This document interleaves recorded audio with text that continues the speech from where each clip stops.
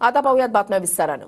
विधानसभेच्या पार्श्वभूमीवर अमरावती यवतमाळ जिल्ह्यामध्ये काँग्रेसची बैठक होणार आहे। काँग्रेस पक्षामधील सर्व महत्त्वाचे नेते यावेळेला उपस्थित राहतील। अमरावतीच्या काँग्रेस भवन कार्यालयामध्ये बैठकीचं आयोजन करण्यात आलंय। काँग्रेसचे नेते, पदाधिकारी, कार्यकर्त्यांना मार्गदर्शन करणार आहेत। विधानसभा निवडणुकीच्या पार्श्वभूमीवर राज्यात महायुती आणि महाविकास आघाडीच्या नेत्यांचं बैठकांचं सत्र सुरू आहे।